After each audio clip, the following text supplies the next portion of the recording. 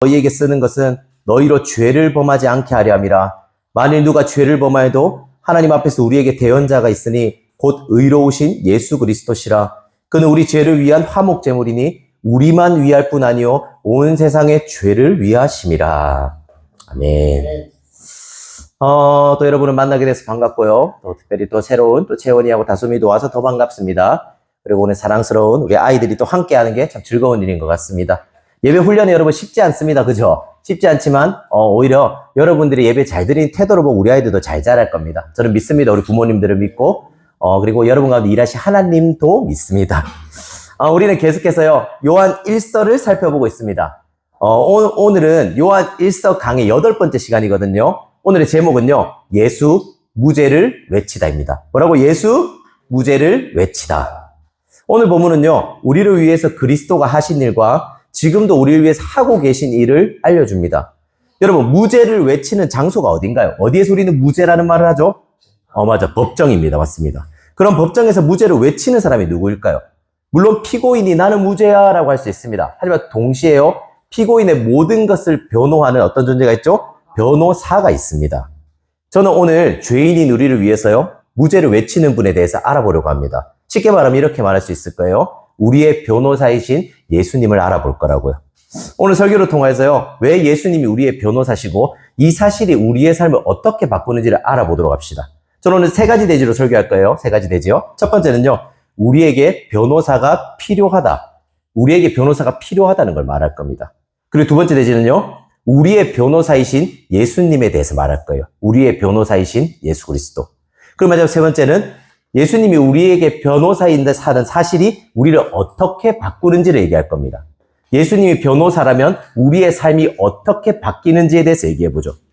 우리에게 변호사가 필요하다. 우리의 변호사이신 예수 그리스도. 이 사실이 우리를 어떻게 바꾸는가. 먼저 첫 번째로 우리에게 왜 변호사가 필요한지를 얘기해보죠.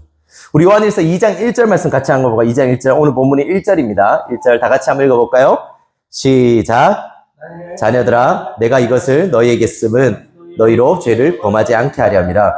만일 누가 죄를 범하여도 하나님 우리에게 대언자가 있으니 곧 의로우신 예수 그리스도시라. 요한 1서의 저자인 요한은요, 우리에게 이 요한 1서란 책을 쓴 목적에 대해서 말합니다. 목적이 뭐라고 말하죠? 너희로 죄를 범하지 않게 하려고 썼다고 말해요. 이를 통해 우리가 알 수 있는 한 가지 사실이 있습니다. 바로요, 우리가 복음을 알아갈 때마다요, 우리의 죄는요, 점점 줄어든다는 사실입니다. 우리는 신앙생활을 하면서 이런 말들을 수없이 들어왔을 거예요. 네가 하나님을 사랑한다면 죄를 지어서는 안 돼. 너는 죄를 조심하고 또 조심해야 한다는 말을 들었을 겁니다. 우리가 늘상 듣고 주의하는 말이고요. 그리고 이 말을 누가 하고 있는 거죠, 지금? 사도 요한이 우리에게 하고 있는 거예요. 그런데 요한은요, 단순히 그것만을 말하는 데서 그치지 않습니다. 단순히 죄를 지으면 안 돼. 그러면 하나님의 자녀가 아니야 라고 말하는 데서 그치지 않고 더 나아가서 이렇게 말해요. 만일 누가 죄를 범하여도 아버지 앞에서 우리에게 대언자가 있으니 곧 의로우신 예수 그리스도라고요. 죄를 짓지 말라고 말한 다음에요, 만일 누가 범하여도라는 가정법을 쓰죠. 굳이 왜 이 이야기를 하는 걸까요? 요한은 알고 있는 거예요. 우리가 아무리 죄를 안 지으려고 노력해도요, 죄를 지을 수밖에 없는 연약한 존재라고요. 이건 죄를 짓는 걸 합리화라는 말이 아닙니다. 오히려 우리가요, 죄를 안 지으려고 가진 수를 쓰더라도요, 우리는 무너질 때가 있다는 말입니다. 여기에는요, 신앙생활을 제법 하신 분부터요, 이제 기독교에 대해서 새로 접하신 분들도 있을 겁니다. 그리고 우리 신앙생활의 짬밥과 상관없이요, 우리의 뇌리 속에는 이런 생각들이 있어요. 우리가요, 죄를 지었을 때 하나님은 우리를 만나주시지 않을 거라고 생각합니다. 실제로 구약 성경은요, 구약 전체에 걸쳐서 그걸 말해줍니다. 죄가 있는 존재가요, 거룩한 하나님께 나아갈 수 없다고요. 그래서 우리는 지금도요, 우리가 하나님 앞에 떳떳하지 않을 때 하나님 앞에 나아가는 걸요, 나도 모르게 꺼려질 때가 있습니다. 나 같은 놈을 받아주실까라고 생각하는 거죠. 그런데 놀랍게도요, 구약 성경은 내내 죄인인 우리가요, 하나님께 나아가는 일이 불가능하다고 말하면서요, 가능할 수 있는 이유가 하나가 있다고 말합니다. 바로요, 희생이 있으면 가능하다고 말합니다. 그리고 신약 성경은 뭘 말해주죠? 당신이 하나님께 나아갈 수 있게 우리를 대신해서 희생해 주신 분이 있다라고 말하는 거죠. 그리고 성경은요, 우리를 위해 희생하신 분을 받아들이기 위해서 한 가지 조건이 있다고 말합니다. 저와 여러분이요, 우리를 위해 희생하신 분을 받아들이기 위해서 한 가지 조건이 있다고 말해요. 이게 바로 신앙의 첫걸음입니다. 이 조건이 뭔지 아십니까? 바로 저와 여러분이 죄인이라는 걸 인정하는 겁니다. 당신이 하나님께 다가갈 수 없는 존재라는 걸요. 나는 자격 없는 존재라는 걸 인정하는 거죠. 이런 거죠. 나는 사랑받기에 합당한 사람이 아니에요 라고 말하는 겁니다. 여러분 이 사실 아십니까? 기독교를 좋아하지 않는 많은 사람들은요. 기독교에 대해서 기독교가 아주 배타적이라고 말합니다. 여러분 배타적이라는 건 이런 말이에요.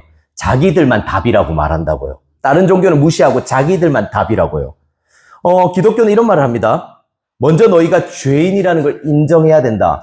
그리고 너희를 구원해 줄 유일한 존재인 예수 그리스도를 믿어야 된다고 말합니다. 그리고 이 말을 들은 비기독교인들은요. 기독교를 아주 독선적이고 배타적이라고 말하는 거죠. 자기들만 구원이 있다고 이 이기적인 놈들이라고 말하는 겁니다. 여러분 하지만 이 말에 대해서 깊이 생각해 보십시오. 만약에 우리가 이런 기준을 가지고 있다면요. 기독교뿐만 아니라요. 모든 종교가 배타적입니다. 한번 보세요. 모든 종교들은요. 구원이 있다라고 말합니다. 그리고 그 구원을 얻기 위해서 뭐가 필요하죠? 구원을 얻기 위한 조건들이 필요합니다. 예를 들어서 다른 종교의 구원에는 조건이 있습니다. 뭔가 하면요. 네가 착한 사람이냐는 거죠. 그럼 제가 한번 물어볼게요. 착한 사람이라는 조건은 무엇인가요? 사람마다 기준이 다를 겁니다. 채원이의 기준이 다르고 예람이의 기준이 다를 겁니다. 누군가는 선함에 대한 기준이 높을 거고요. 누군가는 선함에 대한 기준이 낮을 겁니다. 그리고 그 종교에서요. 선한 사람이 구원받을 수 있을 거라는 조건이 있다면요. 그 조건 역시도 여러분 배타적인 것이 아닌가요? 그 조건에 해당하지 않는 사람은 무시하는 거니까요. 모든 종교들은요. 본인들의 기준에 따라 어떤 것은 맞고 어떤 것은 틀렸다라고 말합니다. 결국 이런 기준이 있다는 것 자체가요. 기독교만 배타적인 건 아니라는 겁니다. 모든 종교가 배타적이라는 거죠. 하지만 기독교가 다른 종교와 다른 점이 있어요. 이게 중요해요. 다른 종교는 이렇게 말하거든요. 네가 열심히 하면 구원받을 수 있단다. 예를 들어서 이런 거죠. 네가 착한 삶을 살고 네가 기도를 열심히 하고 네가 삶에서 정성을 다 바친다면 너는 구원받을 수 있어라고 말합니다. 하지만 기독교는 이렇게 말합니다. 너는 죄인이란다. 너는 너 스스로 아무것도 할 수 있는 게 없단다. 네가 무언가를 잘한다고 구원받는 게 아니다. 구원은 오직 하나님의 은혜다라고 말하는 거죠. 차이를 이해하시겠습니까?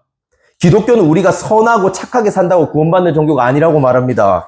오히려 이렇게 말하죠. 우리가 죄인이라고, 우리는 착하지 않다라는 고백으로 시작하는 종교라고요. 이런 의미에서요. 기독교는 아주 겸손한 종교라고 할 수 있습니다. 왜 그런지 아십니까? 다른 종교는요. 이게 중요해 들어보세요.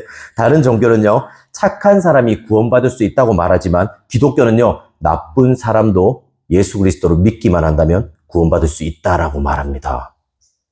다른 종교의 문은요. 착한 사람에게만 열려 있습니다. 하지만 기독교의 문은요. 모든 사람에게 열려 있습니다. 아무리 추악하고 더러운 사람일지라도요. 저는 25살 때 예수를 믿었습니다. 지금 이제 40이니까 한 15년 됐어요. 저는 예수 믿기 전에 이제 그리스도인들을 그렇게 좋아하지 않았습니다. 저는 고신대라는 곳에 나왔거든요. 고신대는 여러분 기독교 학교입니다. 그리고 많은 기독교인들이 있었죠. 그럼 불신자인 저를 보면서 이 기독교인들이 뭘 하려고 했을까요? 전도를 하려고 했습니다. 시도 때도 없이 저를 전도하려고 하더라고요. 그리고 그들은 저에게 이런 말을 해주었습니다. 종종. 인고나, 너는 죄인이야. 그러니까 너는 예수님을 믿어야 되라고 말했습니다. 저는 이 말을 듣고요. 들을 때마다요. 화가 엄청 났습니다. 그리고 이런 생각을 했죠. 너보단 내가 나아. 내가 너보다는 착한 사람이야. 네가 더 죄인이라고 생각했습니다. 여러분, 제가 선한 사람이라고 생각한 기준이 뭔지 아십니까? 제가 왜 저를 착한 사람이라고 생각했을까요? 저는요. 늘 버스에서 자리를 양보했거든요. 다른 예수 믿는 애들은요, 버스에 자리를 양보 안 하더라고요. 근데 저는 늘 누군가에게 버스에 자리를 양보하는 저는 양심적이고 착한 청년이라고 스스로 생각했던 거죠. 그리고 저는 이 알량한 행동을 통해서요, 이렇게 했던 거죠. 나는 죄인이 아니야. 나는 선한 사람이야. 라고 말했던 겁니다. 여러분, 제가 죄인이 아니라고 생각했던 이유가 뭐라고요? 그 알량하게 버스의 자리를 조금 더 잘 양보하고요, 착한 척 했던 거예요. 기독교만 배타적인 게 아니었습니다. 저도 아주 배타적이었던 거죠. 이런 저에게 성경은 말하는 겁니다. 네가 버스 자리를 조금 잘 양보한다고 너는 선한 사람이 아니라고요. 그 작은 선행이 절대로 너를 구원해주지 않을 거라고요. 하나님의 착각에 빠져있는 저를요. 진정한 구원으로 초대하신 거죠. 그리고 이런 요구를 하십니다. 네가 구원받기 위해서 뭘 해야 된다고요? 네가 죄인임을 인정해야 된다고요. 그리고 요한은요. 우리가 죄인이라고 고백할 때요, 하나님이 우리를 구원하신 이유에 대해서 이렇게 말합니다. 1절 볼까요? 1절 제가 읽어드릴게요. 들어보세요. 나의 자녀들아, 내가 이것을 너희에게 쓰면 너희로 죄를 범하지 않게 하려 함이라. 만일 누가 죄를 범하여도 아버지 앞에서 우리에게 대언자가 있으니 곧 의로우신 예수 그리스도시라. 여러분, 우리가 죄인이라고 고백할 때 우리가 구원받는 이유가 뭐라고요? 바로 우리의 대언자이신 예수님이 있기 때문이라고요. 우리에게는 대언자인 예수님이 필요하다는 말입니다. 두 번째 대지입니다. 그렇다면 변호사이신 예수님을 소개해드리죠. 우리는 1절에서 보시면요, 유심히 살펴봐야 되는 단어가 있습니다. 바로 방금 전에 말했던 대언자라는 단어예요. 대언자. 이는 헬라어로 하면요, 파라클레토스라고 합니다. 파라클레토스. 쉽게 이해할 수 있는 말로 제가 이렇게 말해드릴게요. 대언자는요, 변호사를 생각합니다. 변호사. 여러분, 우리는 어떨 때 변호사가 필요한가요? 무언가가 잘못한 게 있고요, 내 사정에 대한 법적인 변호가 필요할 때요, 우리는 변호사를 선임하게 됩니다. 여러분, 변호사는요, 내가 무슨 말을 해야 될지 모를 때 내 대신 말을 해주고요, 내가 생각지도 못한 지식으로 나를 변호해 줍니다. 우리는 변호사에게 나의 사정을 다 말합니다. 그리고 변호사는 내가 말한 이 사실을 바탕으로 나를 변호해 주죠. 그럼 물어보겠습니다. 유능한 변호사와요, 유능하지 않은 변호사의 차이가 뭔지 아십니까? 가장 큰 차이는요, 유능한 변호사는요, 법에 대해서 아주 잘 알고 있고요, 그것을 잘 활용해서 나를 변호합니다. 여러분, 혹시 우영우라는 드라마를 보셨습니까? 거기서 우영우는요, 자폐를 가졌거든요. 근데 법에 대해서는 아주 빠삭합니다. 그리고 이 지식을 바탕으로요, 다른 사람이 상상할 수 없는 방법으로 자신의 의뢰인들을 변호합니다. 그리고 많은 시청자들은요, 우영우가 기상천외한 방법으로 변호하는 걸 보면서 희열을 느꼈고 시청률이 대박 났죠. 이처럼 유능한 변호사는요, 자신이 가진 법적인 지식으로 의뢰인에 대한 타당한 법적인 근거를 찾습니다. 그리고 그 근거를 바탕으로요, 판사를 설득하고 판결을 받아냅니다. 자, 그렇다면 여러분, 유능하지 않은 변호사는 어떨까요? 유능하지 않은 변호사. 유능하지 않은 변호사는요, 법에 대해서 완벽하고 빠삭하게 알지 못합니다.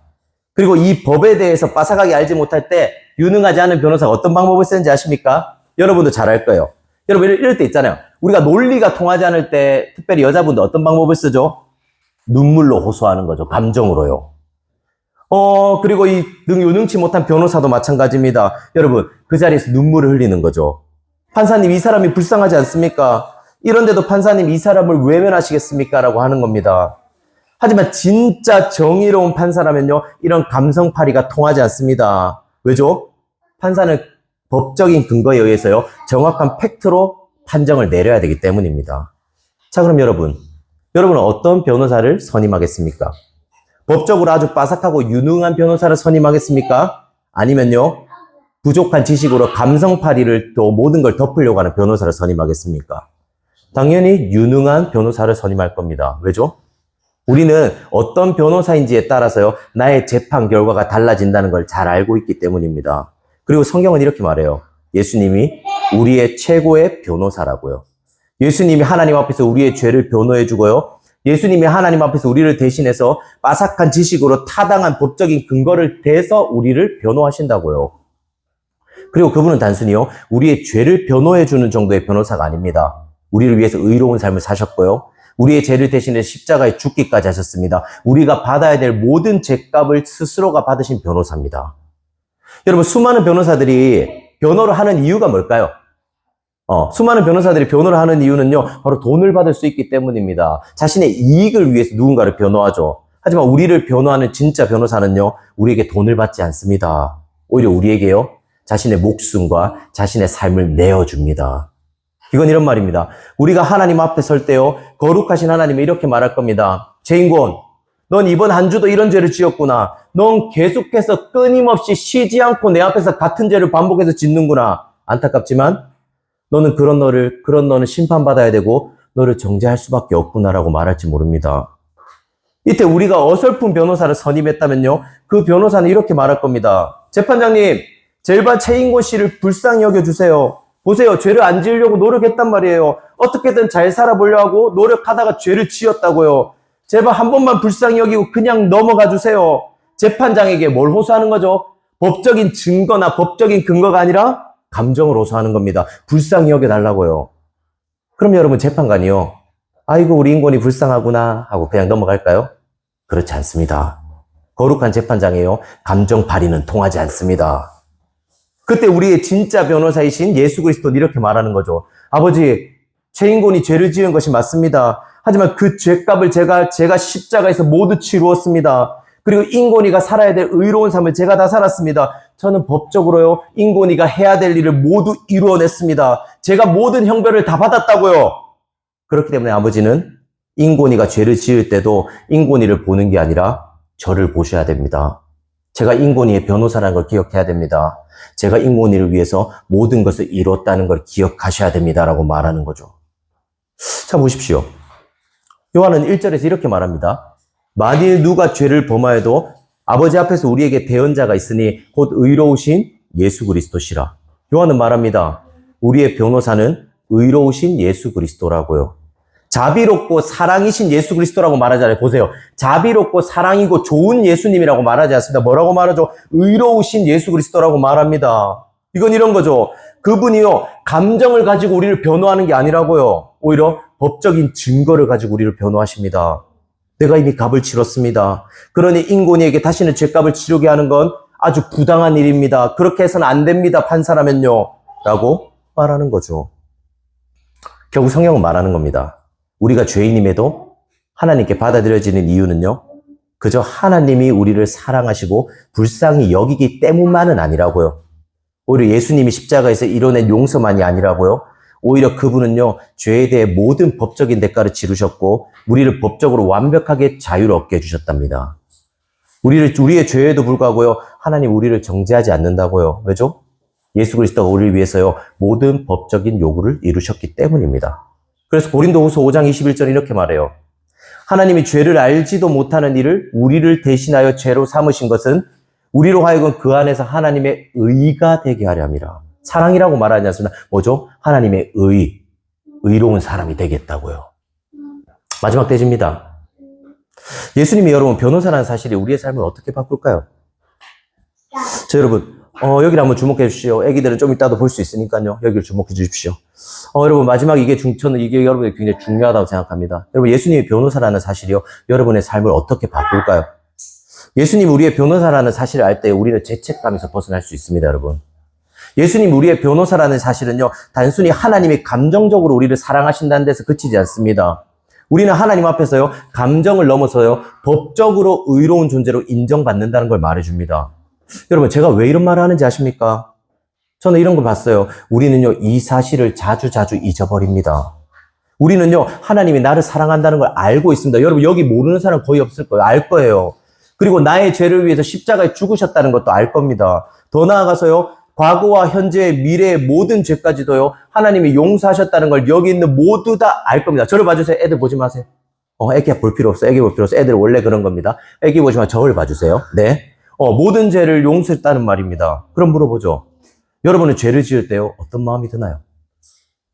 저는 장담할 수 있는데요, 우리는 대부분 죄를 지을 때마다요, 계속 죄책감이 듭니다. 특별히 계속해서 같은 죄를 지을 때요, 우리는 하나님께서 나를 사랑하고 나를 위해 죽으셨고 나를 용서해 주셨다는 아는데도 불구하고요, 우리는 죄를 지을 때마다 죄책감을 느낍니다. 왜 우리는 죄책감을 느낄까요? 바로요, 우리는 십자가를요, 감정적으로만 받아들이려고 합니다. 보십시오. 십자가를 감정적으로 받아들인다는 건 이런 말입니다. 하나님이 나를 사랑하셔서 십자가에 죽으셨어. 하지만 나는 여전히 같은 죄를 반복해. 이러면 하나님도 분명히 나를 좋아하지는 않을 거야. 나를 용서해 주시더라도 나를 어쩔 수 없이 용서해 주실 거라고 생각하는 거죠. 십자가를 감정적으로만 받아들인다는 건요, 사랑이 감정적이고 조건적이기 때문에 언제든지 변할 수 있다는 두려움을 가지고 있는 겁니다. 그래서 우리 사람이 늘 감정이 변하잖아요. 하나님도 그럴 거라고 생각하는 거죠. 모든 사람들은요, 사랑하는 사람에게 사랑받고 싶어 합니다. 그리고 때로는요, 사랑받기 위해서 내 삶을 바치기도 합니다. 그리고 여러분, 내 모든 것을 바치는 기저에는 이런 게 있습니다. 난 이 사람한테 버림받기 싫어. 내가 이렇게 해야지만 이 사람이 날 사랑해 줄 거야. 여러분, 사랑이라는 관계를 그저 감정으로만 이해한다면요, 결국 감정은 언제든지 변하기 때문에 우리는 계속해서 두려워할 수밖에 없습니다. 내가 못하면 버림받지 않을까? 내가 잘하지 않으면 이 사람이 날 떠나지 않을까라고 우린 두려워하는 거죠. 그런데 오늘 요한은 뭘 말하고 있죠? 예수님이 우리의 변호사라고요. 예수님이 하신 일은요, 단순한 감정이 아니라요, 실제적으로 법적에서 완벽하게 이루어진 일이라고요. 이게 무슨 말인가요? 여러분, 십자가에 나타난 사랑은요, 단순히 하나님이 우리를 향한 사랑만 나타내는 게 아니라요, 우리를 향한 하나님의 공의, 즉 법적인 것이 모두 깔끔하게 처리되었다는 말입니다.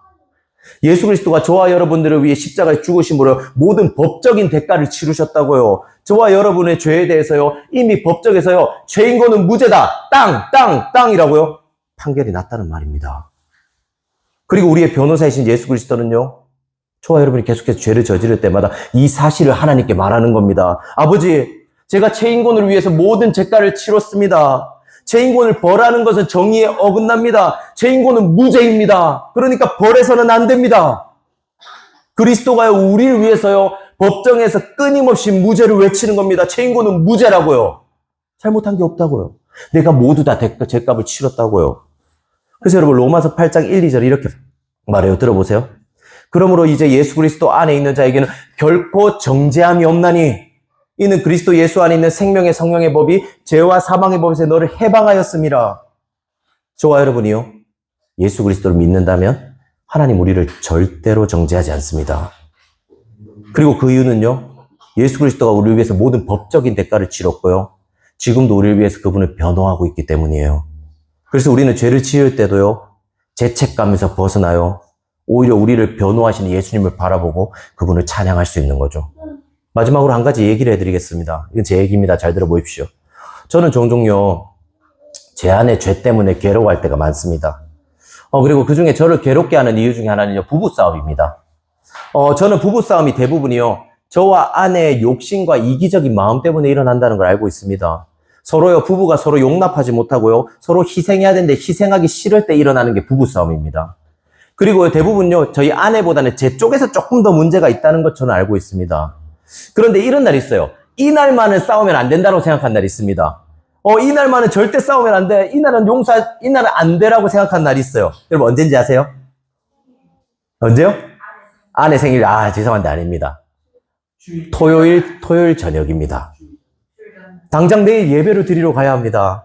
저는 내일 설교도 해야 되고요, 예배 인도도 해야 되기 때문에 성도들 앞에서 싸우지 않고 거룩한 마음을 가지러 가야 된다는 부담감을 가지고 있습니다. 그렇기 때문에 토요일은 마음을 잘 지키려고 노력하죠.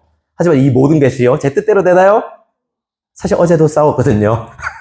제 안의 죄는요, 결국 아내와 다툼을 만들고요, 때로는 이 다툼은요, 서로에게 큰 상처를 줄 때가 있습니다. 저를 봐주세요. 서로 먹지 말고. 괜찮습니다. 모두 싸우시잖아요. 여러분, 그렇게 하다가 싸우고 나서요, 근데 문제가 있죠. 예배 가기 전까지 화해를 못하는 겁니다. 이때 제 마음이 어떤지 아십니까? 이때 제 마음은 어떨까요? 설교를 못할 것만 같습니다. 제가 여러분 앞에 서서 예배를 인도하는 것이 너무나도 끔찍하게 느껴지죠. 내 마음이 지옥 같은데 예배를 인도해야 하니까요. 그리고 저는 이런 생각을 합니다. 하나님이 이런 나의 예배를 기뻐하지 않을 거라고요. 그래서 하나님이 제가 예배하는 인도하고 있는 예배예요, 제가 하고 있는 설교에 은혜를 주시지 않을지도 모른다라고 저는 두려워합니다. 그리고 저는 당장이라도요, 여길 뛰쳐나오고 싶은 마음도 있죠. 제가 이런 얘기를 하는 이유는요, 이건 저에게만 해당되는 얘기가 아니기 때문입니다. 이건 우리 모두의 얘기입니다. 왜죠? 성경은 우리 모두를요, 죄인이라고 말하고 있기 때문입니다. 지난주에도 우리 상은 성도님 부부도요, 저와 같은 일을 겪었지 않았습니까? 나눌 때 그것을 얘기했지 않습니까?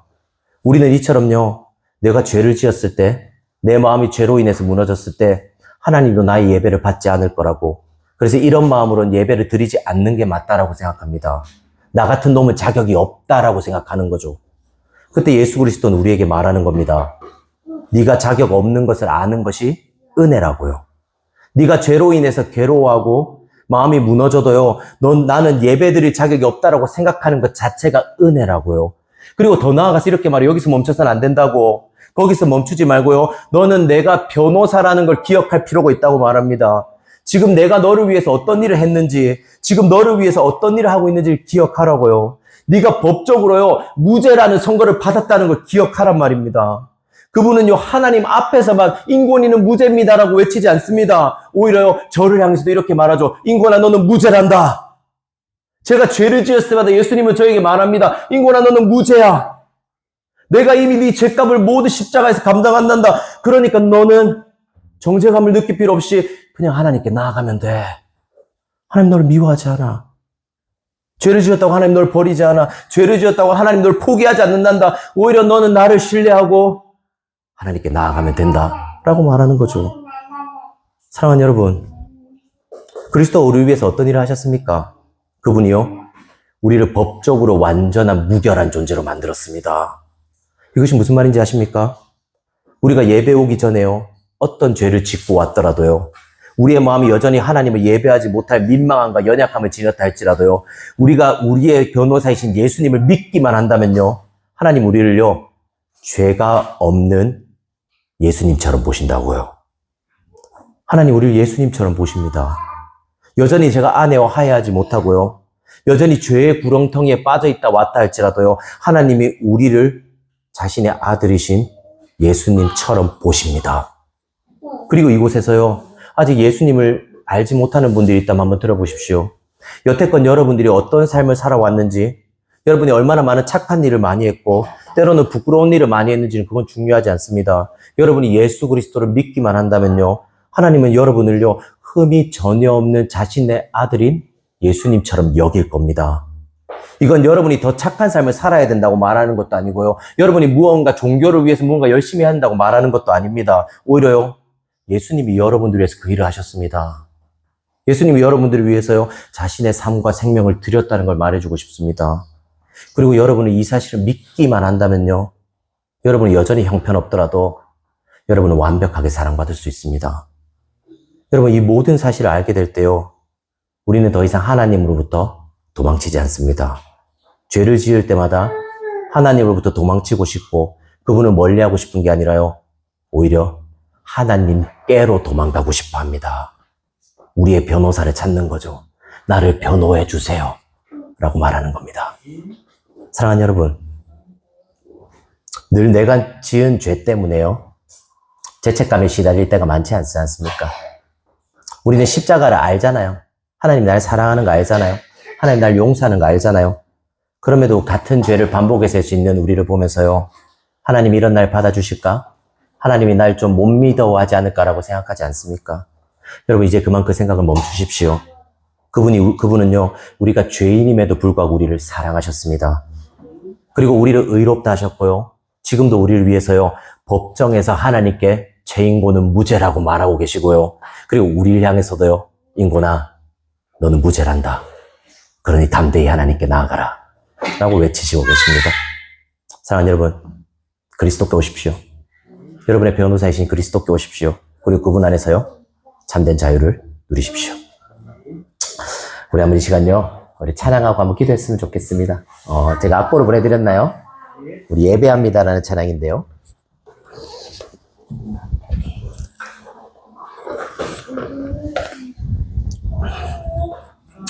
우리를 완전히 의롭다고 하시는, 우리를 위해서 법정에서요, 모든 죄를 스스로 감내하신 예수님을요, 이 시간 한번 우리 찬양하며 나아갈까요?